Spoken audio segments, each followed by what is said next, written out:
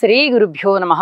శ్రీమాత్రే నమః. మా భక్తి టీవీని ప్రోత్సహిస్తున్నటువంటి మా ప్రేక్షకులందరికీ ధన్యవాదాలు తెలియజేస్తూ 15 జూన్ 2025 నుంచి 21 జూన్ 2025 వరకు గల కాలానికి రాశి ఫలితాలు తెలియచెప్పుకుందాము. ముందుగా గ్రహస్థితులు. మేషంలో శుక్రుడు, వృషభంలో రవి గారు, బుధ గురులు ఇద్దరు మిథున రాశిలో, కుజ కేతువులు ఇద్దరు సింహరాశిలో, చంద్రుడు మకర రాశిలో, రాహు కుంభరాశిలో, శనిగారు వచ్చేసి మీనరాశిలో. గ్రహస్థితులు ఇలా ఉంటూ ఉండగా వారాంతానికి వెళ్ళేటప్పటికీ చంద్రుని యొక్క స్థితి మేష రాశిలో శుక్రాచార్యుల వారితో కలిసి సంచారం చేస్తూ ఉన్నది.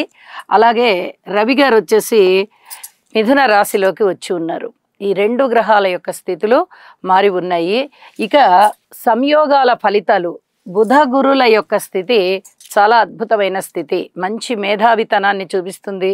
చక్కటి తెలివితేటలు, కార్యనిర్వహణ సామర్థ్యము, అలాగే విద్య పట్ల మంచి అవగాహన, ప్రవర్తన చాలా బాగుండడము, నీతి నియమాలు, వ్యాపార వ్యవహార రంగాలలో ఉన్న వారికి చాలా అద్భుతమైనటువంటి మెయింటెనెన్స్ అంటాం కదా, అలాంటి మంచి స్థితి ఉండే విధంగా ఉన్నది. ఇక కుజ కేతువుల యొక్క స్థితి ఆధ్యాత్మిక చింతనని చూపిస్తూ సర్పదోషాన్ని కూడా సూచిస్తూ ఉన్నది. ఎందువల్ల అంటే కుజుని యొక్క దృష్టి రాహు మీద ప్రసరిస్తూ ఉంది, దాని రిఫ్లెక్షన్ కేతువు మీద కూడా పడుతూ ఉంది. ఇది సాధారణమైన ఇబ్బందుల్ని సూచిస్తూ ఉంటుంది, సర్పదోషం. అలాగే కుజుని యొక్క 8వ దృష్టి శనిగారి మీద పడుతూ కొన్ని రకాలైనటువంటి రోడ్డు ప్రమాదాలు, హృద్రోగాలు, అలాగే మానసిక వేదన, అలాగే ఈ రక్తస్రావాలు, కంతులు, వ్రణాలు, ఇలాంటి వాటి మీద ప్రభావాన్ని చూపిస్తూ ఉంటుంది. అలాగే ఆపరేషన్స్ జరగడానికి కూడా అవకాశాలు ఉంటాయి. ఎవరి జన్మజాతకంలో అయితే మళ్ళీ ఇలాంటి గ్రహ దృష్టులు ఉంటాయో వారికి కొంత ఇబ్బందికరమైనటువంటి పరిస్థితి కనిపిస్తోంది. ఇక శనిగారి యొక్క దృష్టి 3వ దృష్టి రవి మీద పడుతూ ఆర్థికపరమైనటువంటి చికాకులు, ఆరోగ్యపరమైనటువంటి చికాకులు కనిపిస్తూ ఉన్నాయి. అలాగే గురువు గారి యొక్క 9వ దృష్టి రాహు మీద పడుతూ పితృవర్గరీత్యా చిన్నపాటి ఇబ్బందుల్ని తొలగించే విధంగానూ ఉన్నది. అలాగే ఆధ్యాత్మిక చింతనలో కొంత వ్యతిరేక భావాలు వచ్చేటట్టుగా, నాస్తిక భావాలు వచ్చేటట్టుగా కూడా ఈ రాహు మీద దృష్టి అనేది గురువుగారికి ఫలితం చూపిస్తూ ఉన్నది. వీటన్నిటికీ కూడా కుజ, రాహు, కేతు, శని గ్రహాల యొక్క స్తోత్రపారాయణాలు చేసుకోవడం చాలా చాలా మంచిది. అలాగే ప్రయాణాల విషయంలో కానీ, ఆరోగ్య విషయంలో కానీ, దైవభక్తి విషయంలో కానీ జాగ్రత్తగా ఉండాలి అని చెప్పి సూచిస్తూ ఉన్నది. ఎక్కువగా ఆలోచించకుండా తక్కువగా ఆలోచిస్తూ పరిహారాల మీద దృష్టి పెట్టి భగవంతుని మీద ఆ స్తోత్రపారాయణాలు చేసుకోవడం మీద దృష్టి పెట్టండి, ఇంకా మిగతావన్నీ బాగుంటాయి అని చెప్పి తెలియజేస్తూ ఇప్పుడు మనము రాశి వివరాలలోకి వెళ్దాం. తులారాశి వారికి ఈ 15 జూన్ నుంచి 21 జూన్ వరకు గల కాలాన్ని పరిశీలన చేసినట్లయితే ఎంత అద్భుతమైన గ్రహస్థితులు అంటే వీళ్ళకి అసలు మనం చెప్పడానికే లేదు. షష్ఠ స్థానంలో శనిగారి యొక్క సంచారం కానీ, 9వ స్థానంలో ఉన్నటువంటి గురువుగారి సంచారం కానీ, లాభస్థానంలో ఉన్నటువంటి కేతు సంచారము కుజుడితో కలిసి కానీ వెరసి ఈ 4 గ్రహాల యొక్క సంచారము 6, 9, 11 స్థానాలలో ఉన్నాయి అంటే ఇంకా ఎంత మీరు ఆలోచించక్కర్లేకుండా ఉన్నది అని చెప్పచ్చు. కోరుకున్న ఫలితాలు కోరుకున్నట్టుగా ఉంటాయి. ఆరోగ్యం బాగుంటుంది, అలాగే మిత్రులు బాగుంటారు, శత్రుత్వాలు తగ్గిపోతూ ఉంటాయి. ఎవరైనా శత్రువులు ఉన్నారా మీకంటే విపరీతమైనటువంటి కార్యసిద్ధి కలుగుతుంది. ఎన్నో విధాలుగా విజయావకాశాలు ఉన్నాయి. ప్రారంభించిన ప్రతి పనిలోనూ అభివృద్ధి కనిపిస్తుంది. ధనము ఇబ్బడి ముబ్బడిగా వస్తుంది. పిత్రార్జితాలు బాగుంటాయి. తండ్రి గారి వైపు నుంచి మంచి సహాయ సహకారాలు ఉంటాయి. పుణ్యకార్యాలు చేయడానికి అనుకూలంగా ఉంది. దైవ కార్యాలు చేస్తారు. అలాగే దూర ప్రాంత ప్రయాణాలు చేస్తారు. పూర్వజన్మలో మీరు చేసుకున్నటువంటి పుణ్యం ఎంత బాగుందో ఇప్పుడు మీకు జరిగే పనులన్నీ అంత బాగున్నాయి.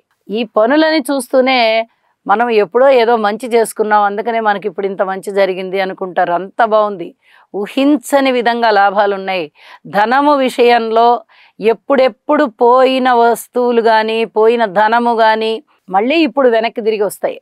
అప్పుడు మనం ఇంత ధనాన్ని పోగొట్టుకున్నాం కదా, ఇప్పుడు ఈ రూపకంలో మళ్ళీ ఆ ధనం వచ్చింది అనుకుంటారు. ఏదైనా వస్తువులు పోయినా కూడా అలాగే అనుకుంటారు. మళ్ళీ ఆ వస్తువు దొరుకుతుంది మీకు. అంత బాగున్నాయి గ్రహస్థితులు అని చెప్పి చెప్పడం జరుగుతోంది. అలాగే వివాహ జీవితం బాగుంది. పెళ్ళి కుదరవలసిన వాళ్ళకి వివాహ సమయం వచ్చినటువంటి పెళ్ళీడు పిల్లలకి చక్కగా వివాహం కుదురుతోంది. మంచి సంబంధాలు కుదురుతున్నాయి. కుటుంబం బాగుంది. అన్నదమ్ములు బాగున్నారు. అలాగే గృహంలో ఐకమత్యం బాగుంది. సంతానం పట్ల ఓర్పు కలిగి ఉండండి. విద్యార్థులు బాగున్నారనే చెప్పచ్చు. ఇంకా వ్యవసాయదారులు కూడా బాగున్నారు. కార్మికులు, కర్షకులు, నేత పనివారు, చేతివృత్తుల వారు, వారందరూ చాలా బాగున్నారు. రాజకీయ నాయకులు బాగున్నారు. అయితే మాట విషయంలో మటుకు ఎక్కువ హామీలు ఇవ్వకండి. ఇదొకటి చెప్పదగినటువంటి సూచన. జరుగుతూ ఉన్నవి చూడండి, బాగుంటుంది. మీరు వెనక ఇచ్చినటువంటి హామీలన్నీ ఇప్పుడు నెరవేరేటటువంటి కాలం.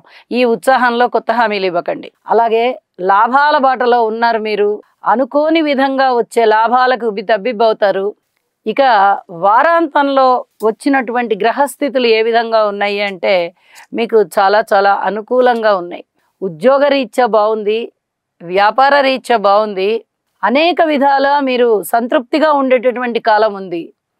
కుజరాహు శనిగ్రహ స్తోత్రాలు మటుకు పఠించడం మానకండి.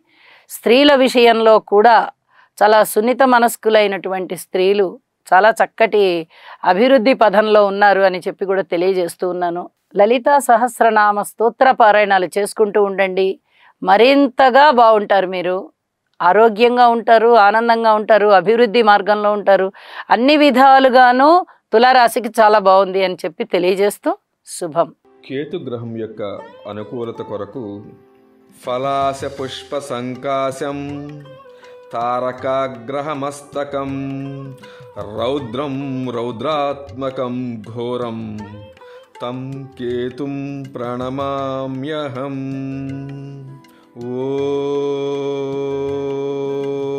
ఓం ప్రాం ప్రీం ప్రౌం సహ కేతవే నమః. ఈ శ్లోకాన్ని పఠించటం వలన గ్రహదోషములు ఏవైతే ఉన్నాయో అవన్నీ కూడా నివారించబడి మానసిక ప్రశాంతత చేకూరి దుఃఖ ఈతి బాధల నివారణ ఏదైతే ఉందో అదంతా కూడా మీకు తప్పగా కలిగే అవకాశం ఉన్నది.